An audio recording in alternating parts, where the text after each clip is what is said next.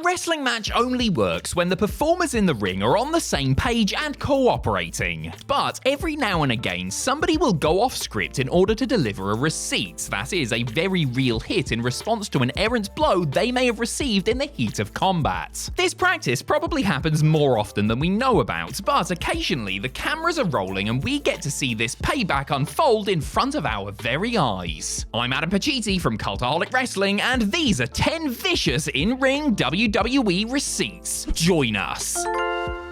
Number 10, Swingin' Stevie Richards. Once the dust had settled on the original ECW One Night Stand, feelings of jubilation turned to anger when it became clear that JBL had gone into business for himself by attacking the Blue Meanie for real during the show closing brawl. While some, such as an outraged Tracy Smothers, threatened to kick Bradshaw's ass, Stevie Richards actually got the chance to exact revenge for his BWO pal on the July 7th, 2005 episode of SmackDown. To avoid a lawsuit, WWE offered Meanie a match with JBL on the show, which was fought under no DQ rules. The match passed without incident, but Big Stevie Cool took full advantage of a spot that called for him to crack the former WWE champion with a steel chair, busting him open hard way. Richards would instantly express remorse at the ferocity of the chair shots, noting that JBL had instructed him to lay it in beforehand and that there were no issues afterwards. Perhaps not an intentional receipt as much as a cosmic one? Number 9, the boss teaches the warrior. Andre the Giant could be a curmudgeonly fella, shocking for a 7-foot 500-pound pro wrestler, I know, and often took out his frustrations on opponents in the ring. If Andre didn't like you, well, you were in for a rough night, something the likes of Bam Bam Bigelow and Randy Savage found out firsthand. Another top star the Giant didn't like working with was the Ultimate Warrior. Prior to a house show bout between the pair, Andre called a spot he used often, where he would take a clothesline before stumbling back and tying himself up in the ropes. The overzealous Jim Hellwig, however, performed the move too fast and too hard, much to Andre's displeasure. After several nights of this, the man known backstage as the Boss decided to both give a receipt and teach him a lesson by holding out a fist and stopping the Warrior in his tracks. According to the 8th wonder of the world's manager, after Warrior slowed down and eased up with the clothesline the next time they wrestled, Andre turned to the Brain at ringside and said, "He's learning." Number 8, Armageddon for Orton. Randy Orton spent most of 2005 warring with The Undertaker, the two men clashing at that year's WrestleMania, SummerSlam, and No Mercy pay-per-views before the feud was settled inside Hell in a Cell at Armageddon. On the go-home edition of SmackDown before the Big Cell blow-off, the Legend Killer and the Dead Man had a heavy-duty angle that saw Orton hit Taker with a chair, busting him open. According to Randy, this was a mistake as he swung the chair wrong and drew blood the hard way. Orton was apologetic backstage, with Taker calmly letting him know it was okay because his receipt was coming. During their Armageddon brawl, the Phenom grabbed a chair and let him know that his eye for an eye was en route, with the Viper unable to do anything but stand there and take it. Randy did say that Taker, while making sure it stung, took care of him with the chair shots, noting that the whole episode taught him an important lesson. Because from then on, ensuring his opponent's well-being was Orton's #1 priority. Number 7, it wasn't Maven's fault. 3 years after winning the first season of Tough Enough, Maven found himself in a WWE pay-per-view main event. The upstart was set to team with Randy Orton and Chris's Benoit and Jericho to take on Triple H, Batista, Edge, and Gene Snitsky at Survivor Series 2004. However, before he could make it to the ring, Maven was attacked by Gene Snitsky, who must have seen his bald head and fresh face and confused him for a giant baby. Never fear, because like all good baby faces do, a bloodied Maven found the intestinal fortitude to run in during the headliner, taking the fight to Snitsky with a flying forearm that broke his orbital bone. Whoops. As Maven later recounted, the extra adrenaline resulted in him hitting the routine move he had performed safely 100 times with excessive force. Well, it didn't take long for Snitsky to pay him back by waffling his big bald baby head with a brutal chair shot. Maven claims Snitsky denied putting a little extra on the chair shots, but the YouTube sensation knew better. In any event, they still have a laugh about it whenever they run into each other today.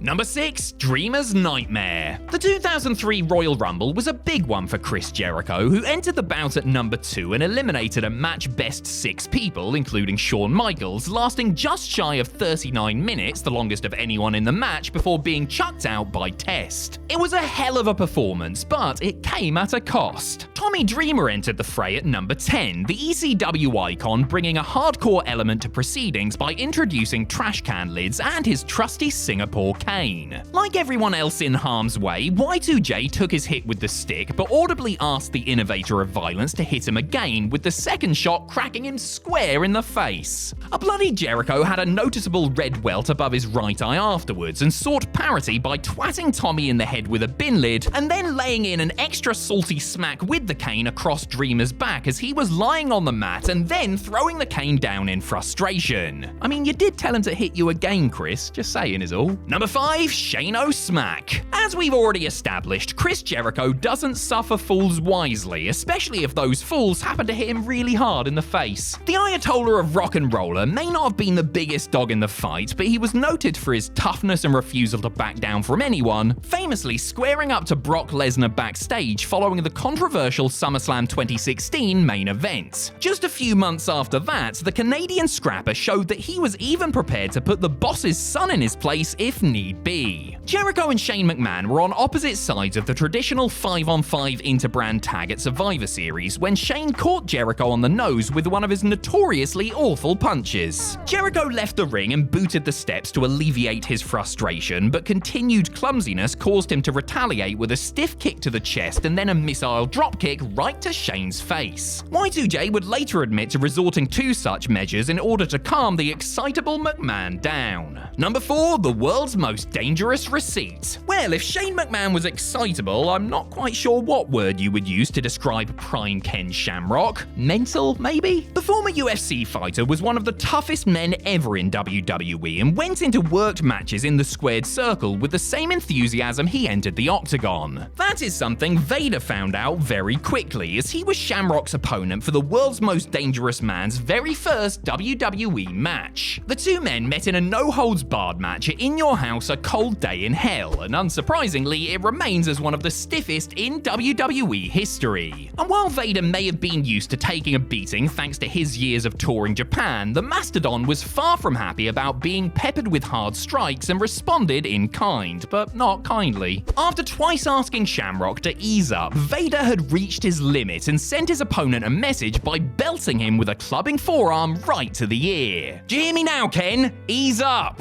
Number 3, the Wrath of Saturn. If you're a WWE job guy brought in for an enhancement match, there really shouldn't be any need for the established star to give you a receipt. After all, 95% of the match is going to be you taking a hiding. Once in a blue moon, however, something goes pear-shaped during the other 5% and a receipt is duly dished out. The most famous example of this is Perry Saturn's destruction of Mike Bell during a May 7th, 2001 taping of Jacked. Bell, who had been used by WWE many times previously and wasn't exactly inexperienced, accidentally dropped Big Pez on his head with a hip toss and arm drag. His own bell now rung, Saturn went into fight or flight mode, attacking Mike with stiff punches before launching him out of the ring between the top and middle rope for an ugly landing at ringside. After Perry had calmed down, the rest of the match passed without further incident. The former European champion, who admitted that he was in the wrong, was reprimanded backstage and subsequently given the Moppy storyline as punishment. Number 2, Brock rumbles Braun. Top of the list of human beings I don't under any circumstance want to hit me for real sits Brock Lesnar. The Beast Incarnate is one of the scariest and most legit tough guys in the history of pro wrestling, having excelled in both amateur wrestling and MMA. Lesnar is well aware that he could pretty much break anyone on the roster in half if he so desired, and has remained professional throughout his career. Well, most of the time anyway. Brock did have to tag Braun Strowman for real when the two met over the Universal title in a triple threat match also featuring Kane at the 2018 Royal Rumble. The monster among men hit Lesnar with a knee to the face that the champ felt was a bit too strong and promptly hit back with a stern shot to the midsection followed by a live round right to the temple. As Strowman subsequently revealed, they gave each other a my bad and laughed about it when they got backstage after. Number 1, Yoko Ohno. After getting punched for real in the face by Brock Lesnar, I think the worst thing to be on the receiving end of would be a shoot bonsai drop from Yokozuna. The Samoan super heavyweight may have been massive in size, but he was surprisingly light on his feet and could perform dangerous-looking moves like the bonsai drop without hurting his opponents. Yokozuna may have been a model pro when he was up against the likes of Bret Hart and The Undertaker, but lowly jobber Dan Dubiel experienced the then world champion's other side when the two clashed on the January 3rd, 1994 episode of Monday Night Raw. According to the Wrestling Observer's Dave Meltzer, our man Dan was disrespectful to Mr. Fuji backstage beforehand, setting himself up for a very painful receipt. Not only did Yoko boot him hard with a kick to the chest, but he didn't even try to work his finisher, squishing the poor guy with what must have been close to 500 pounds. Amazingly, not only did Dan not die in the ring that night, but he actually worked the next evening, losing to Crush. Tell you what, that must have been 10 times better than the crushing he received from Yoko.